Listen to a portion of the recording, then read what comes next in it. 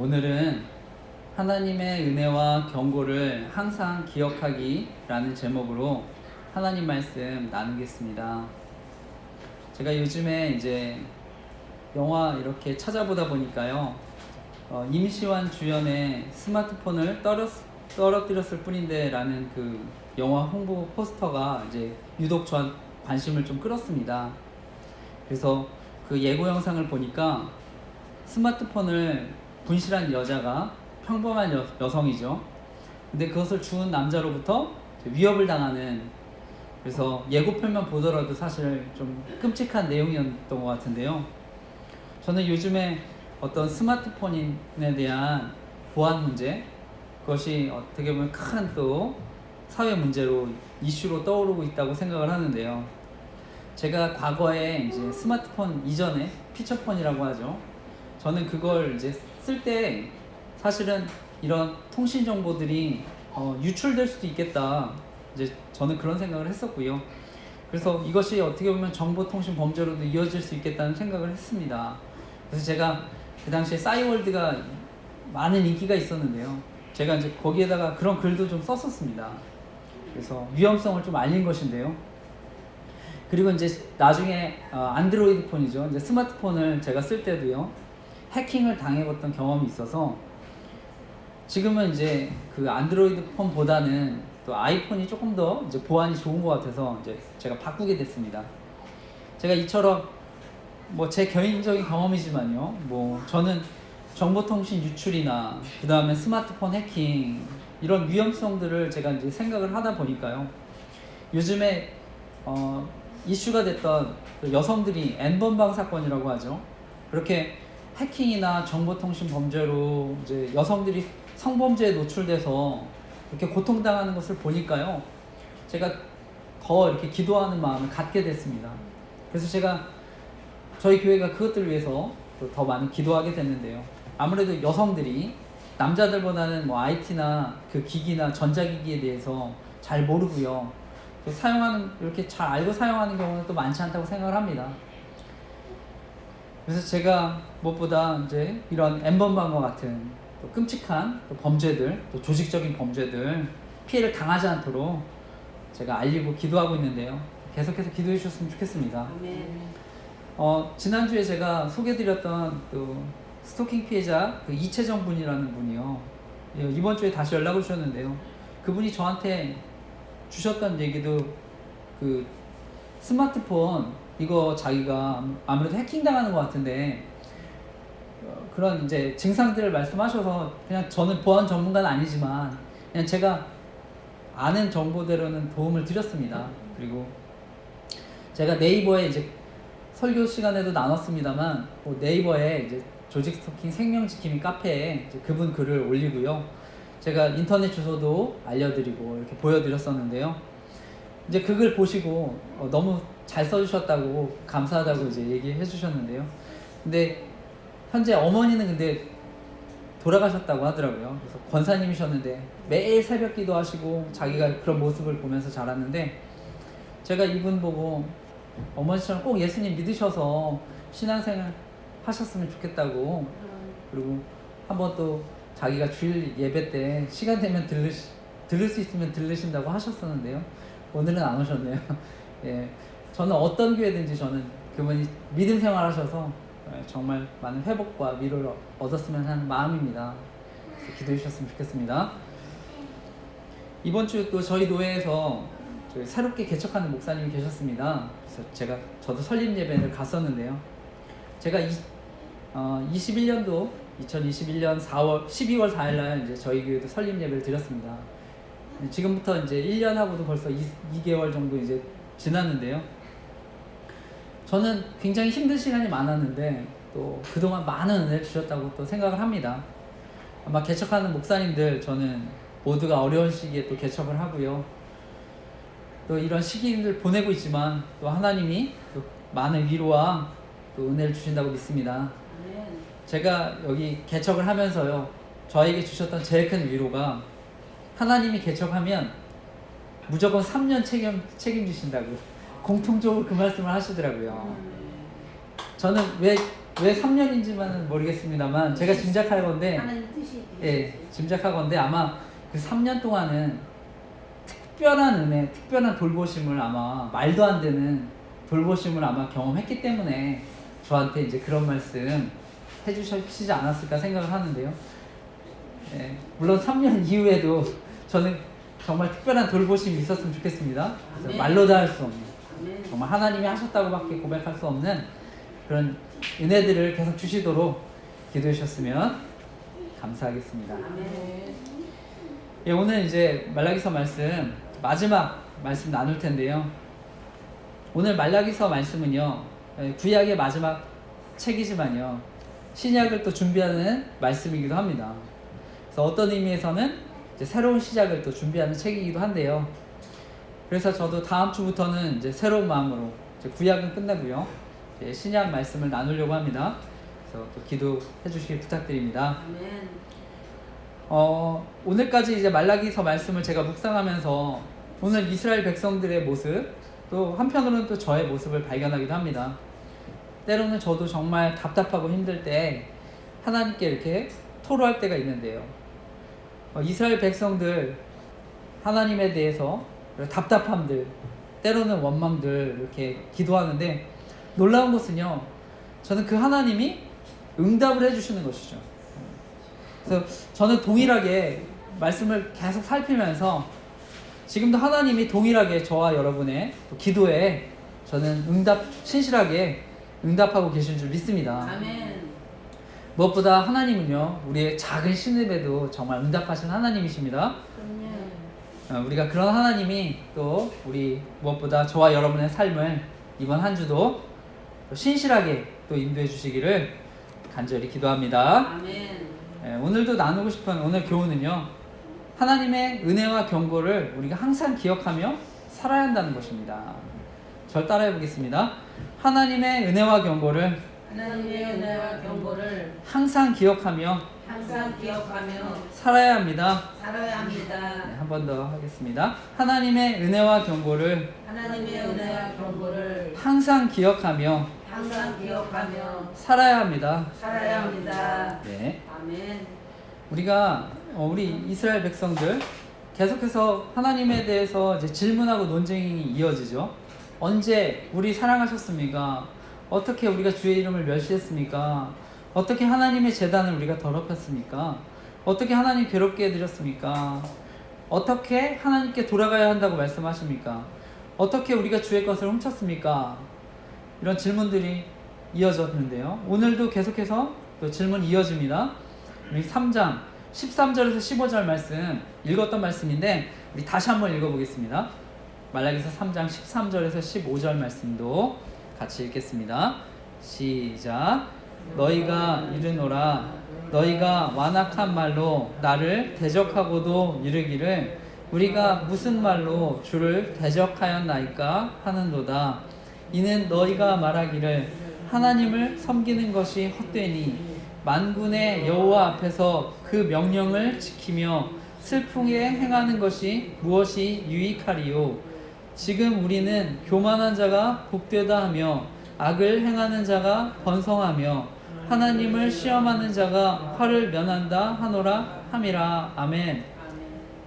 이어지는 이스라엘 백성들의 질문은요, 우리가 무슨 말로 하나님을 슬프게 하고 저희가 마음을 완고하게 했습니까? 이렇게 묻는 것인데요. 이때 하나님의 대답이 무엇입니까? 하나님이 볼 때 하나님 말씀을 지키면서 살아가야 되는 건 별 소용없다. 우리가 하나님 앞에 뉘우쳐봤자 아무 소용이 없었다. 이렇게 너희들이 얘기했다고 하는 것입니다. 그러니까 하나님 앞에서 우리가 오늘날 예수님 잘 믿고 신앙생활 해봐야 소용없었다고 이야기하는 것과 같은 것이죠. 그래서 하나님을 슬프게 하는 것이고요, 그들의 마음이 완고하다고 얘기하는 것입니다. 근데 본문의 이스라엘 백성들은요, 이제 포로에서 귀환했던 백성들인데요, 그들이 사실 처음에 포로로 귀환해서 성전을 다시 새롭게 재건할 때만 해도요, 그들의 마음속에는요, 다윗과 같은 메시아가 이 땅에 와서 이 이방민족으로부터 자신들을 구원해 줄 것이라는 그 믿음과 소망이 있었습니다. 그런데 성전이 재건됐음에도 불구하고요, 여전히 아무런 변화가 없고요, 오히려 그들의 삶과 생활은 더 악화되어 가는 것만 같이 보였습니다. 그러니까 그들이 가졌던 기대와 소망이 점차 무너져 가니까요, 나중에 하나님에 대한 의심, 낙심으로 바뀌게 되었던 것입니다. 우리도 의욕적으로 시작하는 일들이 있지 않습니까? 우리가 계획했던 일들, 또 사업들, 또 장사, 뭐 목회도 마찬가지고요. 하지만 내 계획대로 잘 이루어지지 않는 것을 또 볼 때도 있는데요. 그런데 더 괴로울 때는 무엇입니까? 오히려 더 교만해 보이는 사람, 세상에서 악한 일을 행하는 사람이 더 성공하는 것처럼 보이는 것입니다. 불법을 행하고 불의한 방법을 동원하는 사람들이 잘 되는 것 같이 보이는 것입니다. 그러니까 자연스럽게 하나님의 공의, 하나님의 정의에 대해서는 의심하는 마음을 갖게 되는 것입니다. 어쩌면 그래서 이들의 질문이요, 오늘날 이 세상을 살아가는 저와 여러분의 또 마음이고 질문일 수가 있습니다. 하나님 없이 살아가는 사람들, 하나님을 의식하지 않는 사람들, 우리가 더 잘 되는 것 같고 성공하는 것 같은 또 마음이 들 때가 있는데요. 하지만 분명한 것은요, 하나님 없는 성공, 그것이 끝에 가면 얼마나 허무한 것인지를 우리가 알아야 한다는 것인데요. 미국의 유명한 팝가수 마돈나, 여러분 잘 아실 텐데요. 이 마돈나가 최고의 인기를 누리던 1991년에요. 성공의 유혹에 대한 그 어떤 매거진에서 인터뷰를 했었는데요. 이렇게 말했다고 합니다. 나는 엄청난 의지를 가졌지만 지금껏 내 모든 의지는 늘 끔찍한 열등감을 극복하는 데 있었습니다. 열등감의 주문을 깨면 당장은 특별한 사람이 되지만 다시 무대에 서면 내가 평범하고 재미없어 보입니다.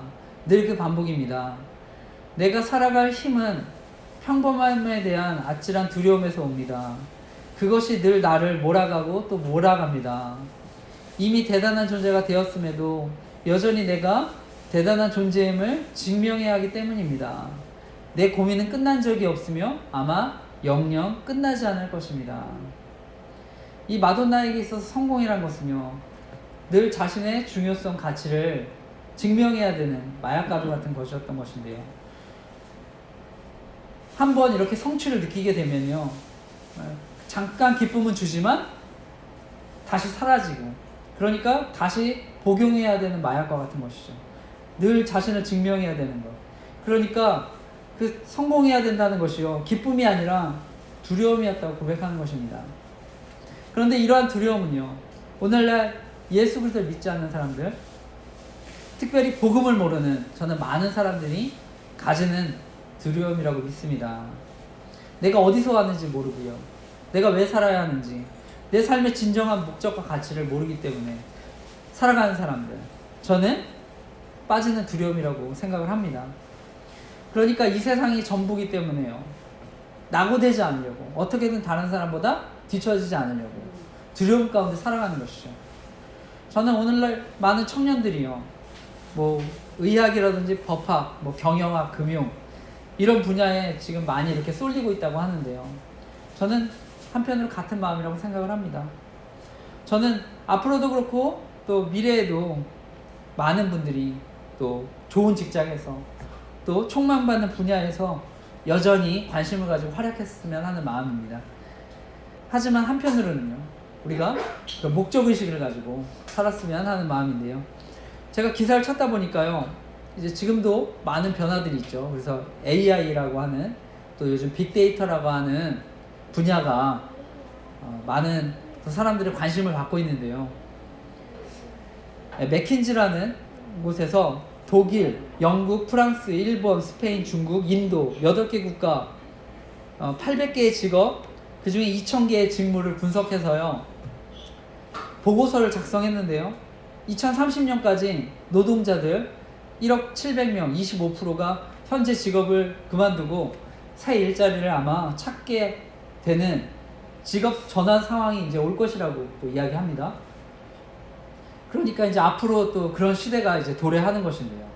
그럼에도 우리가 변치 않는 복음, 또 말씀을 의지할 때 저는 아무리 세상이 변한다 할지라도 우리가 그 가운데서 진정한 평안과 안식을 누리게 되는지 믿습니다.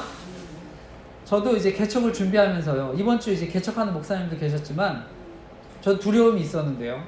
한편으로 근데 제가 이렇게 이 자리에 말씀을 전할 수 있는 것은요. 바로 하나님이 주시는 위로와 평안이 있었기 때문입니다. 제가 이렇게 목회하면서도요. 저는 사람들이 평가하는 목회가 아니라 정말 하나님이 원하시는 소외받는 이웃을 위한 목회를 하고 싶다 이런 마음을 가지고 이렇게 오고 있습니다. 아멘.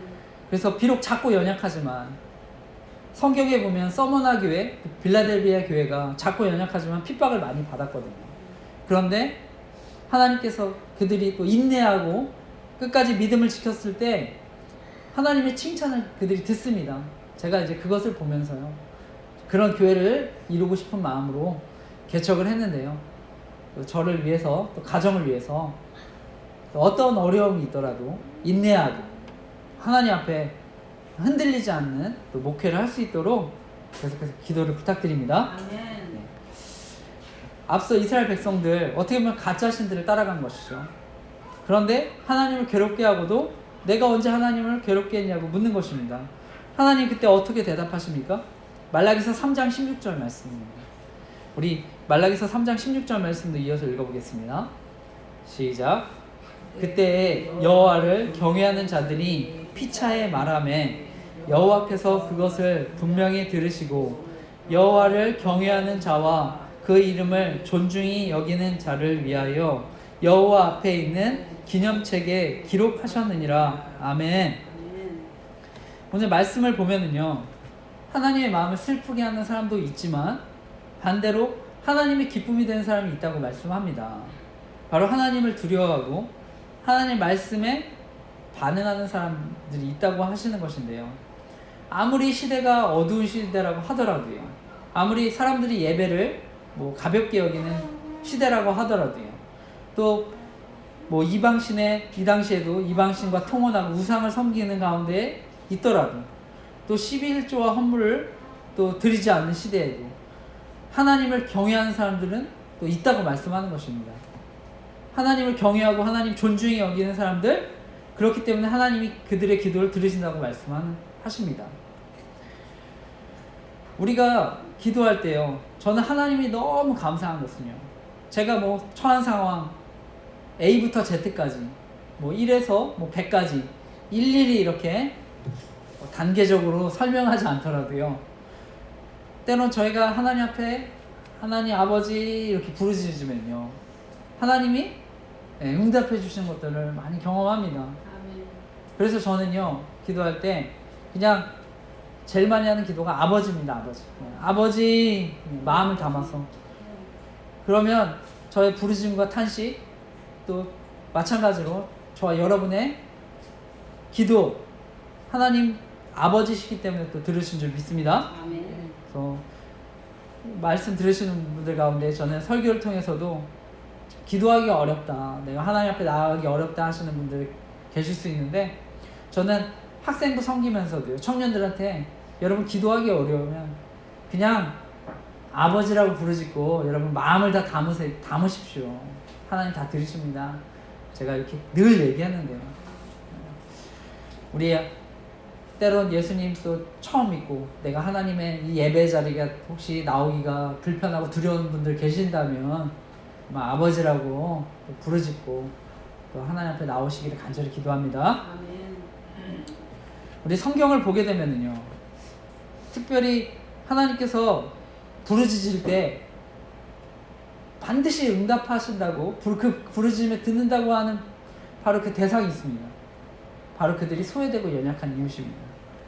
우리 주변에 소외되고 연약한 사람들, 일어나는 불의, 죄악, 괴로워하고 슬퍼하고 탄식한다면, 억울해한다면, 신음하고 눈물 흘린다면, 하나님은 이들, 성경에서 이들로 대표하는 이들이요, 고아, 객, 과부, 나그네 이들입니다. 반드시 들으신다고 말씀하십니다. 그들의 아버지가 되신다고 하십니다. 제가 앞서 스마트폰 해킹, 정보통신 유출 이런 것들 대한 것들도 이제 나눴습니다만, 우리가 세상이 타락해가면서 기술도 발전하지만 또 그것 때문에 고통받는 사람들도 있습니다. 그러니까 저는 이들의 외침 하나님 반드시 들으신다고 믿습니다. 그래서 엠번방과 같이 또 특히 여성들 표적이 되는 범죄들, 또 교회 안에서 또 스토킹, 또 목회자의 성범죄로 또 2차 가해를 당하는 또 피해자들의 목소리 하나님 반드시 들으는 줄 믿습니다. 아멘. 오늘 하나님은요, 저와 여러분의 기도를 들으시고요, 또 어떻게 해주신다고 약속을 하십니까? 우리 16절 하반절에 보면은요, 기념책에 기록하신다고 말씀하십니다. 영원히 기억하신다고 말씀하는 것입니다. 이 당시에요, 이 이스라엘 백성들 페르시아의 그런 지배하에 있었는데요, 이 사람들 이 당시에는 왕을 섬긴 이들을, 그들의 이름, 또 그들이 행했던 일들을 보관하는 그런 관습이 있었다고 합니다. 그래서 특별히 공로를 세운 사람에게는요, 보상을 해주려고 기록해 놓았다고 하는데요, 우리가 성경의 에스더에서에도 보면은요, 이 페르시아 그 대궐을 지키던, 대궐 문을 지키던 두 넷이 빅다나와 데레스가요, 이 아하수에로 왕을요 시해하려고, 죽이려고 음모를 꾸몄을 때 모르드게가요 이것을 알고서 고발했다는 내용이 기록되어 있어서 나중에 왕이 그 내용을 보고 모르드게를 높이는 것들을 우리가 보게 되지 않습니까? 마찬가지로요, 하나님은요, 하나님 지금도요 저희와 여러분의 이름을 기록해 주시는 줄 믿습니다. 아멘. 그리고 반드시 상을 주시는 줄 믿습니다. 아멘. 우리 이어지는 17, 18절, 바로 하나님의 상이 무엇입니까? 우리 한번 읽어보겠습니다. 17, 18절도 읽겠습니다. 시작. 만군의 여호와가 이르노라. 나는 내가 정한 날에 그들을 나의 특별한 소유로 삼을 것이요, 또 사람이 자기를 섬기는 아들을 아낀같이 내가 그들을 아끼리니, 그때 너희가 돌아와서 의인과 악의를 분별하고 하나님을 섬기는 자와 섬기지 아니하는 자를 분별하리라. 아멘. 하나님의 약속과 상이 무엇입니까? 특별한 소유로 삼으셨다고 하는 것입니다. 이것은 원어적으로요, 우리가 아끼는 물건, 정말 좋은 것들이 있다면 우리가 어떤 금고든 어떤 중요한 장소에 보관하지 않습니까? 그 의미입니다.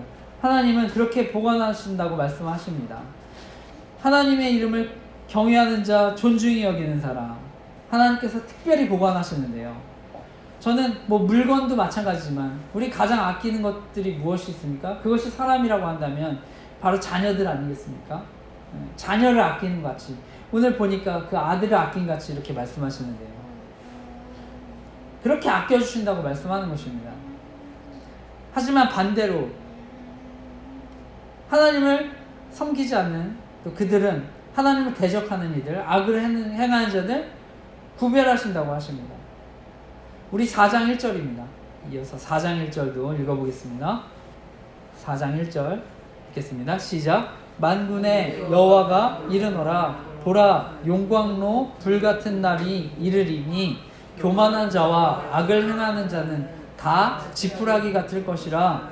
그 이르는 날에 그들을 살라 그 뿌리와 가지를 남기지 아니할 것이로되. 아멘. 하나님은요, 분별하셔서요, 하나님을 대적하고 악을 행하는 사람들 결국 최종 심판의 날에 용광로 같은 불에 태워진다고 말씀합니다. 다 지푸라기 같을 것이라고 말씀합니다. 교만한 자, 악을 행하는 자 결국 지푸라기처럼 불살라서 아무것도 남기지 않는다고 말씀하는 것입니다. 우리가 볼 때 세상을 보면은요, 악인이 번성하고 교만한 자들이 성공하는 것처럼 보이지만 결국에는요, 이들의 번영이든 풍요든 심판이 임할 때는 한순간에 사라진다고 말씀합니다. 이것이 바로 성경에서 말하는 심판이고 경고입니다. 그래서 하나님의 이런 경고를요, 두려워하지 않고 지금도 비웃고 조롱하면 또 그런 시대죠.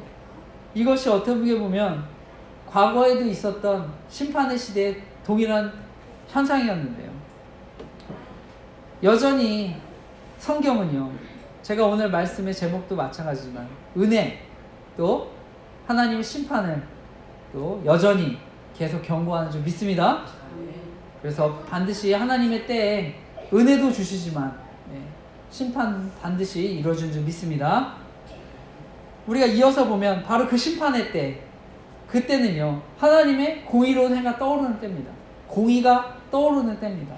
말라기서 4장 2, 3절 말씀 읽어보겠습니다. 시작.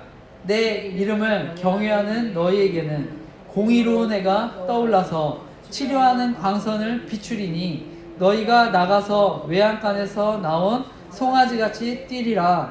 또 너희가 악인을 밟을 것이니 그들이 내가 정한 날에 너희 발바닥 밑에 재와 같으리라. 만군의 여호와의 말이니라. 아멘. 하나님이여 공의로운 해가 떠오르게 된다고 말씀합니다. 결국 궁극적인 심판의 때고요. 하나님의 심판이 완성되는 때입니다. 이때 완전한 우리 육체, 영혼의 치유를 말씀합니다. 우리가 그리스도인으로 살아가다 보면은요, 또 하나님의 말씀을 붙들고 살아가려고 하다 보면은요, 상처도 많이 받습니다. 어려움도 많이 당합니다. 제가 이제 너무 은혜를 받아서요. 제가 대학 청년 시절에도 그렇게 은혜 받은 글들을 이제 싸이월드에 이렇게 올렸었거든요. 지금은 뭐 이렇게 설교를 전합니다만 제가 학생 때서부터 그런 열정이 있었습니다. 어떻게든 많은 사람들이 근데 그렇게 어려움이 생기더라고요. 그러니까 저는 그래서 개인적으로는 정말 하나님께서 제가 그래서 목회자가 돼서 또 어려운 이들 도와야 되겠다 이런 생각을 하게 되는데 오늘 말씀해 보니까 우리가 세상에서는요 복음을 전하려고 하고 또 말씀대로 살려고 할 때요 사실 가만히 두지 않습니다. 그러니까 상처도 많이 받고 가시밭길 같고요. 마치 어둠이 지배하는 세상 속에 우리가 상처받으며 살아갈 수 있지만 오늘 하나님은요 온전한 회복 치유를 주신다고 말씀하십니다. 하나님의 의로운 해가 떠올라서 우리 영혼, 상처, 마음의 아픔들 치유된다고 말씀하는 것입니다. 저는 인간의 몸, 우리 영혼과 깊이 연관이 되어 있다고 생각을 하는데요. 그러니까 저는 영혼이 아프면 몸도 아프게 되는 것이고요. 한편으로 영혼이 기쁘면요 우리의 몸도 자연스럽게 건강해진다고 생각합니다. 저는 오늘날 정말 영혼이 아픈 분들 많다고 생각합니다. 그렇기 때문에 또 몸도 불편한다고 생각하기도 하는데요. 저는 저와 여러분이 적어도 정말 생명 대신 예수 그리스도의 복음을 전해서 그들의 영혼이 살아나고 회복돼서 오늘 말씀해 보니까 마치 외양간에서 뛰어나온 송아지가 정말 기쁨으로 뛰듯이 그러한 일들 우리를 통해서 또 일어날 수 있기를 간절히 기도합니다. 아멘. 우리가 지금까지 이제 말라기서 살폈는데요. 오늘 말라기서 4장 4절에서 6절은요. 그 말라기서 마지막 말씀이고 결론입니다. 같이 함께 읽어보겠습니다. 말라기서 4장 4절에서 6절 같이 읽겠습니다. 시작. 너희는 내가 호렙에서 온 이스라엘을 위하여 내 종 모세에게 명령한 법 곧 율례와 법도를 기억하라. 보라, 여호와의 크고 두려운 날이 이르기 전에 내가 선지자 엘리야를 너희에게 보내리니 그가 아버지의 마음을 자녀에게로 돌이키게 하고 자녀들의 마음을 그들의 아버지에게로 돌이키게 하리라. 돌이키지 아니하면 두렵건대 내가 와서 저주로 그 땅을 칠까 하노라 하시니라. 아멘. 오늘 말라기서의 마지막 말씀은요 하나님의 은혜와 말씀을 기억하고요 결국 잘못된 삶을 돌이키라고 말씀하는 것입니다. 이것이 어떻게 보면 말라기서의 결론이고요 성경의 결론입니다. 그래서 이 말씀을 끝으로 하나님은 400년간 이제 침묵하셨는데요 오늘 말씀을 마치면서요 우리는 바로 이 하나님의 은혜와 말씀을 기억하고요 하나님의 경고, 잘못된 삶을 돌이켜야 된다는 그 경고를 우리가 항상 기억해야 합니다. 그래서 오늘 말씀의 제목이요 하나님의 은혜와 경고를 항상 기억하기인데요 결국 성경은 계속해서 말씀합니다. 예수 그리스도를 통한 구원의 이런 전적인 은혜 또 그 예수 그리스도를 믿지 않는 이들 심판받아 또 지옥에 떨어질 수밖에 없다는 것을 경고하는 것입니다.